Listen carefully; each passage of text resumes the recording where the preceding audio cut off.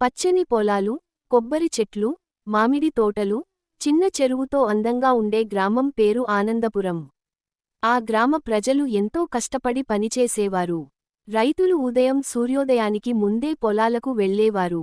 పిల్లలు పాఠశాలకు వెళ్లి చదువుకునేవారు. సాయంత్రం అందరూ కలిసి గ్రామ చౌరస్తాలో కూర్చొని మాట్లాడుకునేవారు.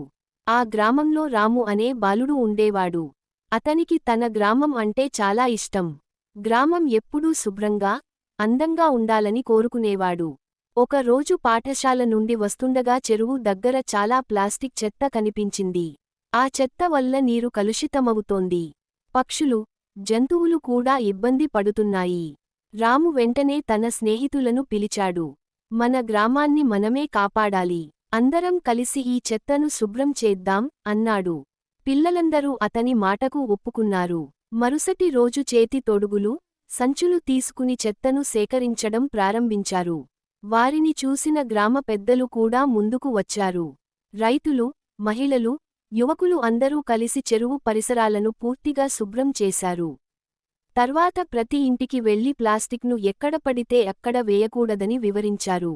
చెత్తను తడి, పొడి అని విడిగా వేయాలని చెప్పారు.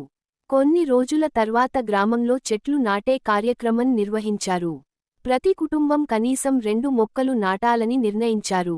పిల్లలు ప్రతిరోజూ ఆ మొక్కలకు నీళ్లు పోసి జాగ్రత్తగా పెంచారు. కొద్దికాలానికే గ్రామం మరింత పచ్చగా మారింది.